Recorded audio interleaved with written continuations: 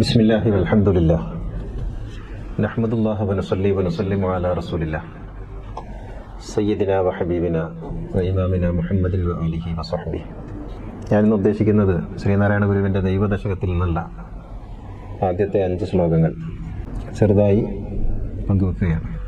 എനിക്കൊന്ന് റമദാനിൽ പറയാൻ പറ്റിയ ഏറ്റവും നല്ല ഒരു കൃതിയാണ് ഗുരുവിൻ്റെ ദൈവദശകം. നാരായണ ഗുരു ആരാണെന്നും നാരായണ ഗുരു എന്താണെന്നും നാരായണ ഗുരുവിൻ്റെ ദർശനങ്ങൾ എന്താണെന്നും ഇത്ര മനോഹരമായി പറഞ്ഞു തരുന്ന പോലൊരു കൃതിയില്ല.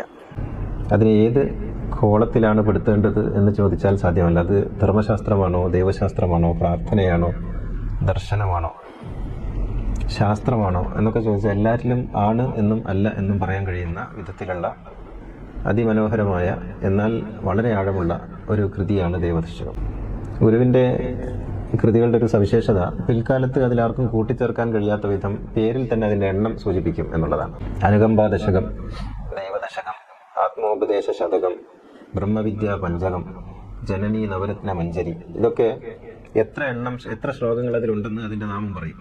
അതുകൊണ്ട് ഗുരു പറഞ്ഞു എന്ന് പറഞ്ഞിട്ട് അവർക്ക് അതിനൊന്നും കൂട്ടിച്ചേർക്കാൻ കഴിയില്ല. അത്തരത്തിലുള്ള ഒരു കൃതിയാണ് ദൈവദശകം. ദൈവദശകം പ്രാർത്ഥനാ രൂപത്തിലാണ് എഴുതിയിട്ടുള്ളത്. ദൈവമേ കാത്തുകൊൾകങ്ങ് കൈവിടാതിങ്ങു ഞങ്ങളെ, നാവികൻ നീ ഭവാബ്ദിക്കൊരാവി വൻതോണി നിൻപദം. ഒന്നൊന്നായി എണ്ണി എണ്ണി തൊട്ടെണ്ണും പൊരുളൊടുങ്ങിയാൽ നിന്നിടും ദൃക്ക് പോലുള്ള നിന്നില സ്വന്തമാകണം. അന്നവസ്ത്രാദി മുട്ടാതെ തന്നു രക്ഷിച്ചു ഞങ്ങളെ, ധന്യരാക്കുന്ന നീ ഒന്നു തന്നെ ഞങ്ങൾക്കു തമ്പുരാൻ. ആഴിയും തിരയും കാറ്റും ആഴവും പോലെ ഞങ്ങളും, മായയും നിൻ മഹിമയും നീയും എന്നുള്ളിലാകണം. നീയല്ലോ സൃഷ്ടിയും സൃഷ്ടാവായതും സൃഷ്ടിജാലവും, നീയല്ലോ ദൈവമേ സൃഷ്ടിക്കുള്ള സാമഗ്രിയായതും. നീയല്ലോ മായയും മായാവിയും മായാവിനോദനും, നീയല്ലോ മായയെ നീക്കി സായുജ്യം നൽകുമാര്യനും. നീ സത്യം ജ്ഞാനം ആനന്ദം, നീ തന്നെ വർത്തമാനവും, ഭൂതവും ഭാവിയും വേറല്ല, ഭൂതും മൊഴിയും ഓർക്കിൽ നീ. അകവും പുറവും തിങ്ങും മഹിമാവാർന്ന നിൻ പദം പുകഴ്ത്തുന്നു ഞങ്ങൾ അങ്ങ്. ഭഗവാനെ ജയിക്കുക, ജയിക്കുക മഹാദേവ ദീനാവന പരായണ, ജയിക്കുക ചിദാനന്ദ ദയാസിന്ധോ ജയിക്കുക. ആഴമേറും നിൻ മഹസ്സാം ആഴിയിൽ ഞങ്ങളാകവേ, ആഴണം വാഴണം നിത്യം, വാഴണം വാഴണം സുഖം. ഇതാണ് ദൈവദശകത്തിലെ 10 ശ്ലോകങ്ങൾ. ഒരു ശ്ലോകത്തിൽ 4 പാദങ്ങൾ എന്നിങ്ങനെയാണ് അതിൻ്റെ രീതി. ദ്വൈതത്തിൽ നിന്ന് ആരംഭിച്ച് അദ്വൈതത്തിൽ അവസാനിക്കുന്ന ഒരു യാത്രയാണത്. ഇത് വിശുദ്ധ ഖുർആനിലെ സൂറ അൽ ഫാത്തിഹയുമായി അഗാധമായ ആത്മബന്ധവും പൊരുത്തവും കാത്തു സൂക്ഷിക്കുന്നുണ്ട്. ഫാത്തിഹയിൽ 7 വചനങ്ങളാണ്. ബിസ്മില്ലാഹിർ റഹ്മാനിർ റഹീം, അൽഹംദുലില്ലാഹി റബ്ബിൽ ആലമീൻ, അർറഹ്മാനിർ റഹീം, മാലികി യൗമിദ്ദീൻ. ഇത് ഒരു ഖണ്ഡം. ഇയ്യാക നഅ്ബുദു വ ഇയ്യാക നസ്തഈൻ, രണ്ടാമത്തെ ഭാഗം. ഇഹ്ദിനസ് സിറാത്തൽ മുസ്തഖീം സിറാത്തൽ ലദീന അൻഅംത അലൈഹിം ഗൈറിൽ മഗ്ദൂബി അലൈഹിം വലദ്ദാലിൻ എന്നുള്ളത് അതിൻ്റെ 3ാമത്തെ ഭാഗം. ഇങ്ങനെ ദൈവദശകത്തിനും 3 ഭാഗങ്ങളുണ്ട്. ദൈവമേ കാത്തുകൊൾകങ്ങ് എന്ന് പറയുന്ന 1ാമത്തെ ശ്ലോകവും, ഒന്നൊന്നായി എണ്ണി എണ്ണി എന്ന് തുടങ്ങുന്ന 2ാമത്തെ ശ്ലോകവും, അന്നവസ്ത്രാദി മുട്ടാതെ എന്ന് തുടങ്ങുന്ന 3ാമത്തെ ശ്ലോകവും സ്തോത്ര കീർത്തനങ്ങളുമായി ബന്ധപ്പെട്ടാണ്. അതിനുശേഷം പറയുന്ന ആഴിയും തിരയും കാറ്റും ആഴവും പോലെ ഞങ്ങളും എന്നുള്ളത് അവനവനെ കുറിക്കുന്നതാണ്. ഞാൻ ആരാണ് എന്ന് പറയുന്നതാണ്. നീയല്ലോ സൃഷ്ടിയും സൃഷ്ടാവായതും, നീയല്ലോ മായയും മായാവിയും എന്ന് പറയുന്ന നീ സത്യം ജ്ഞാനമാനന്ദം. ഈ 3 ഭാഗങ്ങളും 1ാമത്തേതുമായി ബന്ധപ്പെട്ടതാണ്. അവസാനം പ്രാർത്ഥനയാണ്. ഗുരു പറയുന്നത് ദൈവമേ കാത്തുകൊള്ളുക അങ്ങ്, കൈവിടാതെ ഇങ്ങ് ഞങ്ങളെ, നാവികൻ നീ ഭവാബ്ദിക്കൊരാവി വൻതോണി നിൻപദം. ഇതൊരു കപ്പലാണ്. കപ്പപ്പാട്ട് നമുക്ക് ഓർമ്മയുണ്ടല്ലോ. ഒരു കപ്പൽ എന്നുള്ള നിലക്ക് ജീവിതത്തെ കാണുന്ന, കടലിലൂടെ തുഴഞ്ഞു നീങ്ങുന്ന ഒരു സംസാര ലോകത്ത് മനുഷ്യൻ തൻ്റെ ജീവിതം തുഴഞ്ഞു മുന്നോട്ട് പോകുന്ന ഒരു പ്രതീകത്തെ മുന്നിൽ വെച്ചുകൊണ്ടാണ് ഗുരു അവിടെ നാവികൻ നീ ഭവാബ്ദിക്കൊരാവി വൻതോണി നിൻപദം. വൻതോണി എന്ന് പറഞ്ഞാൽ കപ്പൽ, വലിയ തോണി എന്നർത്ഥം. ഇത് പിന്നെ 4ാമത്തെ ഇതിലും വരുന്നുണ്ട്. ആഴിയും തിരയും കാറ്റും ആഴവും പോലെ ഞങ്ങളും, മായയും നിൻ മഹിമയും നീയും എന്നുള്ളിലാകണം. അപ്പൊ അവിടെ ആഴി വരുന്നുണ്ട്, തിര വരുന്നുണ്ട്, കാറ്റ് വരുന്നുണ്ട്. ഇത് ഫലത്തിൽ വെവ്വേറെയാണെന്ന് തോന്നുമെങ്കിലും കടലും തിരമാലയും വെവ്വേറെയല്ല, അതൊന്നാണ്. കടലായിരിക്കുന്നതും തിരമാലയായിരിക്കുന്നതും കടലിലെ വെള്ളമായിരിക്കുന്നതും ഒക്കെ വ്യത്യസ്തമെന്ന് തോന്നുമെങ്കിലും യഥാർത്ഥത്തിൽ ഒന്നാണ് എന്ന് പറഞ്ഞുകൊണ്ട് ഈ വ്യത്യസ്തതകളെ ഒന്നാക്കുന്നുണ്ട് കുറച്ചിങ്ങോട്ട് വരുമ്പോൾ. രണ്ടാമത്തെ ശ്ലോകമാണ് നമ്മെ ഏറെ ചിന്തിപ്പിക്കേണ്ടത്. ഇത്രത്തോളം ആഴത്തിൽ ദൈവശാസ്ത്രം പറയാൻ ഇനിയും നമ്മുടെ കൂട്ടത്തിൽ ഒരു പണ്ഡിതൻ ജനിക്കണം. ഒന്നൊന്നായി എണ്ണി എണ്ണി തൊട്ടെണ്ണും പൊരുളൊടുങ്ങിയാൽ നിന്നിടും ദൃക്ക് പോലുള്ള നിന്നിൽ അസ്പന്ദമാകണം. 1, 2, 3, 4 എന്നിങ്ങനെ എണ്ണിയാൽ അത്, ഇത്, അവൻ, ഇവൾ എന്നിങ്ങനെ പറഞ്ഞാൽ എവിടെയാണോ അങ്ങനെ പറയാൻ കഴിയാത്ത ഒരു യാഥാർത്ഥ്യത്തെ നമ്മൾ അഭിമുഖീകരിക്കുന്നത്, എണ്ണാൻ കഴിയാത്ത, എണ്ണം പോകുമ്പോൾ, എണ്ണം തീർന്നു പോകുമ്പോൾ അത്, ഇത് എന്ന് സൂചിപ്പിക്കാൻ കഴിയാതെ വരുന്ന ആ മഹാസത്യം ഉണ്ടല്ലോ, അത് എന്നിൽ അസ്പന്ദമാകണം, സ്പന്ദിക്കാത്ത നിലക്ക് എന്നിൽ സ്ഥിരമായി നിൽക്കണം. ഇതിനാണ് ദിക്ർ എന്ന് പറയുക. അത് ഗുരു മറ്റൊരിടത്ത് പറയുന്നുണ്ട്, അനുകമ്പാദശകത്തിൽ പറയുന്നുണ്ട്, ഒരു പീഡ ഇറുമ്പിനും വരുത്തരുതെന്നുള്ള അനുകമ്പയും സദാ കരുണാകര നൽകുകുള്ളിൽ നിൻ തിരുമെയ് വിട്ടകലാതെ ചിന്തയും. നിന്നെക്കുറിച്ചല്ലാത്ത മറ്റൊന്നിനെക്കുറിച്ചും ചിന്തിക്കാത്ത ഒരു മനസ്സ് ദൈവമേ എനിക്ക് തരണേ എന്നാണ് ഗുരു പ്രാർത്ഥിക്കുന്നത്. നിൻ തിരുമെയ് വിട്ടകലാതെ ചിന്ത എൻ്റെ ഉള്ളിൽ നിറക്കലേ, അപ്പോഴാണ് എനിക്ക് എല്ലാ ജീവജാലങ്ങളോടും കാരുണ്യം ഉണ്ടാവുക. ഒരു പീഡ എറുമ്പിനും വരുത്തരുത്. ഇത് ഗുരുവിൻ്റെ ഒരു ലോകം, ഗുരുവിൻ്റെ ലോകമുണ്ട്, ഗുരുവിൻ്റെ ഒരു യോഗസങ്കല്പമുണ്ട്. ആ സങ്കല്പത്തിൽ മനുഷ്യൻ മാത്രമല്ല ഉള്ളത്, അത് ഉറുമ്പ് വരെ ഉണ്ട്. എല്ലാ ജീവജാലങ്ങളും സുഖമോടെ വസിക്കുന്ന ചിജ്ജടചിന്തനം എന്ന് പറയുന്ന ഗുരുവിൻ്റെ ഒരു ഗദ്യ പുസ്തകത്തിൽ അദ്ദേഹം പറയുന്നുണ്ട്, ഈ ലോകത്തിന് എന്ത് സംഭവിച്ചു? മനുഷ്യനെന്ന് പറയുന്ന നമ്മളുണ്ടായത് കൊണ്ടല്ലേ മറ്റു ജീവജാലങ്ങൾക്കൊക്കെ പ്രയാസങ്ങൾ ഉണ്ടാകുന്നത്. നമ്മളെങ്ങാനും അങ്ങ് ഇല്ലാതായി പോയാൽ ഈ ജീവജാലങ്ങളൊക്കെ സുഖമായി വസിക്കുമായിരുന്നു എന്ന് ഗുരു ചിജ്ജടചിന്തനത്തിൽ പറയുന്നുണ്ട്. ഇങ്ങനെ നമ്മൾ മറ്റുള്ളവർക്ക് ബുദ്ധിമുട്ടാകാതെ ജീവിക്കുക, ഇത് പ്രവാചകൻ പറഞ്ഞതാണ് മറ്റൊരർത്ഥത്തിൽ. ആരാണ് മുസ്ലിം എന്ന് ചോദിച്ചപ്പോൾ മുഹമ്മദ് നബി പറഞ്ഞു, മിനിമം യോഗ്യത മറ്റുള്ളവരെ ബുദ്ധിമുട്ടിക്കാതെ ജീവിക്കലാണ് എന്നുള്ളതാണ്. ഇതൊരു മുസ്ലിമിന്റെ മിനിമം ക്വാളിറ്റി ആയിട്ട് പ്രവാചകൻ പറയുന്നതാണ്. ഈ ഒരു അവസ്ഥയാണ് ഗുരു പറയുന്ന മതം എന്ന് പറയുന്നത്. അത് മറ്റൊരിടത്ത് ആത്മോപദേശ ശതകത്തിലാണെന്ന് തോന്നുന്നു. അതെ, ആത്മോപദേശ ശതകത്തിൽ ഗുരു പറയുന്നുണ്ട്, എല്ലാവരും ആത്മസുഖത്തിന് പ്രയത്നം ചെയ്യുന്നുണ്ട്. ജഗതിയിൽ ഇമ്മതമേകം. ഈ ലോകത്ത് ഈ ആത്മസുഖത്തിന് വേണ്ടി എന്തിനാ പള്ളി പോകുന്നത്, അമ്പലത്തിൽ പോകുന്നത്, ചർച്ചിൽ പോകുന്നത്, പ്രാർത്ഥിക്കുന്നത്? ആത്മസുഖത്തിന്. ഇതാണ് യഥാർത്ഥത്തിൽ എല്ലാ മതവും പറയുന്നത്. അപ്പോൾ അതാണ് യഥാർത്ഥത്തിൽ മതമായി തീരേണ്ടത് എന്ന് ഗുരു പറയുന്നുണ്ട്. മറ്റുള്ളതെല്ലാം അതിന്റെ പുറം കാഴ്ചകൾ മാത്രമാണ്.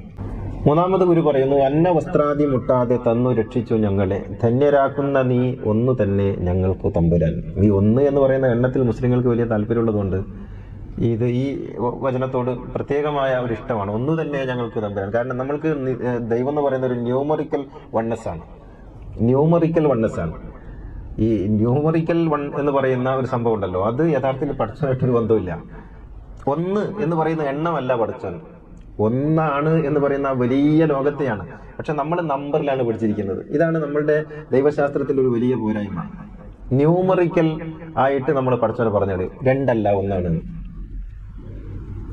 അതിന്റെ മറ്റൊന്ന് പറഞ്ഞു നോക്ക്, ഇവിടെ രണ്ടില്ല, ഒന്നേ ഉള്ളൂ, അവൻ മാത്രമേ ഉള്ളൂ. ലാ മൗജൂദ ഇല്ലല്ലാ, അവനല്ലാത്തതൊന്നുമില്ല.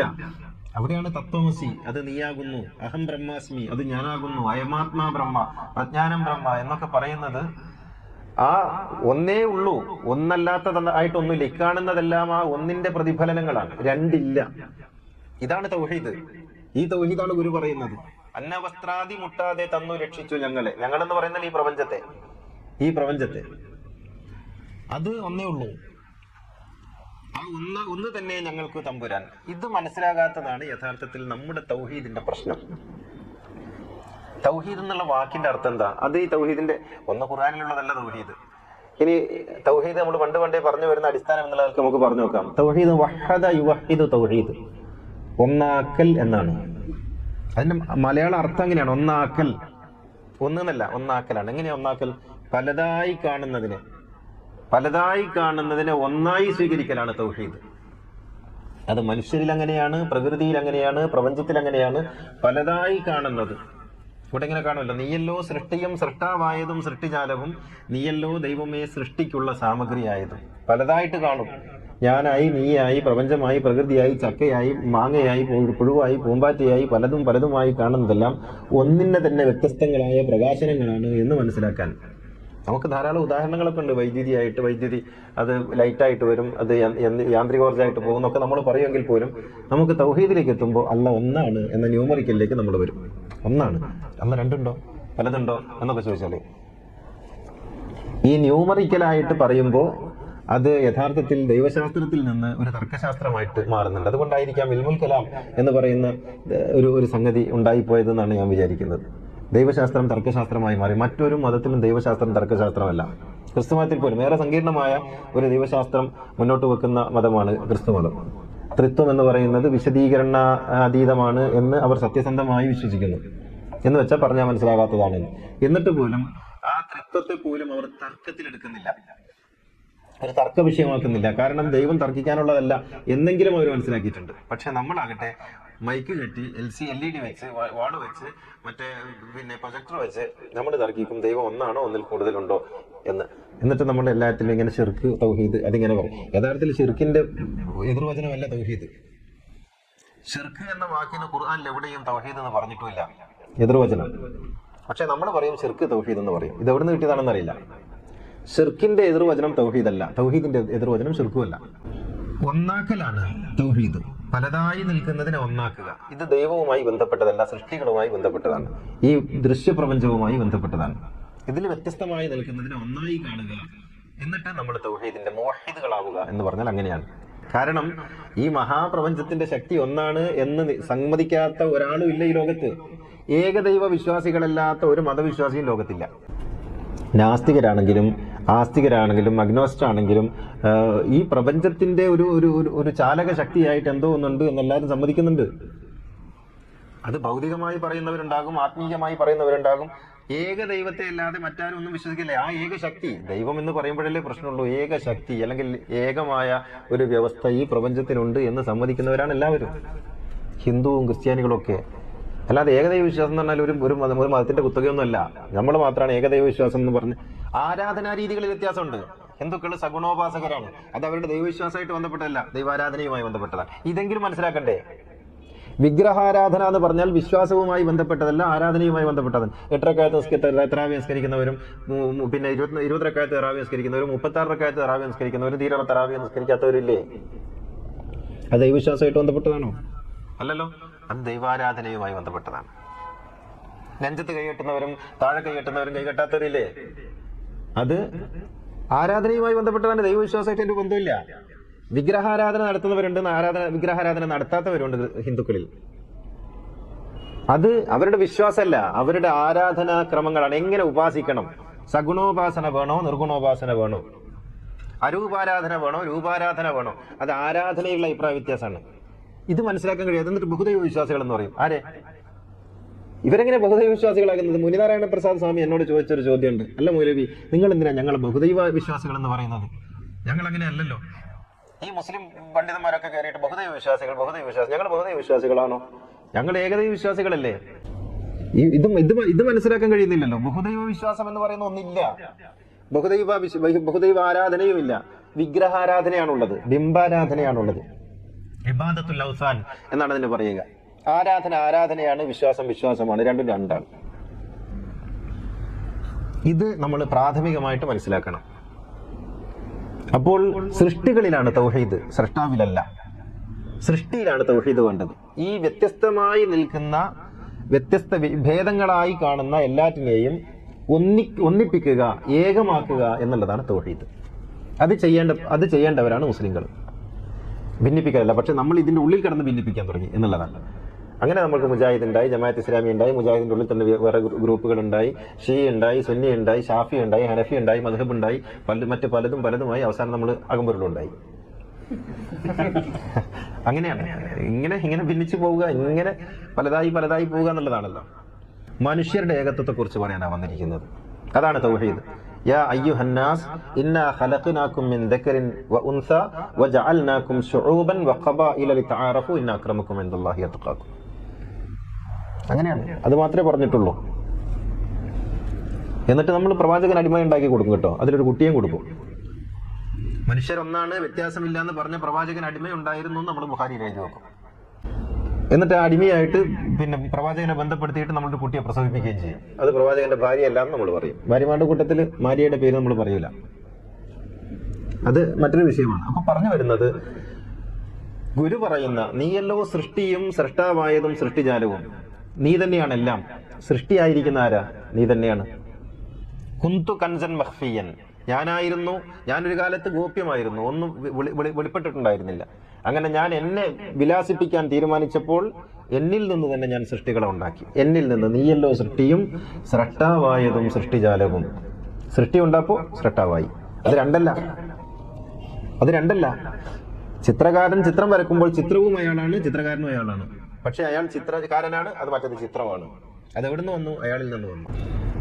ഇങ്ങനെ ദൈവത്തിന്റെ സങ്കല്പം, അള്ളാഹുവിന്റെ സങ്കല്പമാണ് നമ്മളെല്ലാം, ഈ പ്രപഞ്ചമായിരിക്കുന്നതെല്ലാം. ഇത് വ്യത്യസ്തമായ ഒന്നല്ല, ഇതൊന്നാണ്. അതാണ് തൗഹീദ്. നീയല്ലോ സൃഷ്ടിക്കുള്ള സാമഗ്രിയായതും. അപ്പൊ ഈ ഊർജം എവിടെ നിന്നുണ്ടാകുന്നു? ദൈവത്തിൽ നിന്നുണ്ടാകുന്നു. ഈ ഊർജം എങ്ങോട്ട് പോകുന്നു? ദൈവത്തിലേക്ക് പോകുന്നു. അപ്പൊ എന്താണുള്ളത്? ദൈവമുണ്ട്. മറ്റുള്ളതെല്ലാം അത് സങ്കല്പമായിട്ടിരിക്കുന്നു. ഈ ഒരു മഹാസത്യമാണ് യഥാർത്ഥത്തിൽ തൗഹീദിലൂടെ നമ്മൾ ഉൾക്കൊള്ളേണ്ടത്. ഇത് അദ്വൈതത്തെ കുറിച്ച് എന്തറിയാം നമ്മുടെ മുസ്ലിയാക്കന്മാർക്ക്? അപ്പൊ പറയും കല്ലും പുല്ലും തൂണും തുരുമ്പും ഒക്കെ ദൈവമാണെന്ന് പറയുന്നു. അങ്ങനെ ഇത് ഇപ്പൊ ഡാർവിനെ കുറിച്ച്, നമ്മൾ പരിണാമത്തെ കുറിച്ച് പറയുമ്പോൾ പറയും കുരങ്ങിൽ നിന്ന് മനുഷ്യനുണ്ടായി എന്ന് പറയുന്നതല്ലേ പരിണാമം. അങ്ങനെ ആരാ പറഞ്ഞത്?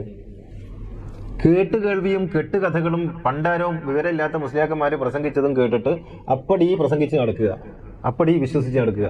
എന്നാൽ അതിനപ്പുറത്ത് എന്താണ് ഡാർവിൻ പറഞ്ഞത്? അല്ലെങ്കിൽ ഡാർവിൻ അല്ലാത്ത പരിണാമ ശാസ്ത്രജ്ഞൻ എന്താണ് പറഞ്ഞത്? ഡാർവിനാണോ ആദ്യം പരിണാമം പറഞ്ഞിട്ടുള്ളത്? ഇബ്നു ഖൽദുൻ പറഞ്ഞിട്ടുണ്ട് ഡാർവിന് മുമ്പ്. ഇത് നമ്മൾ നോക്കുവോ? അത് നോക്കൂല.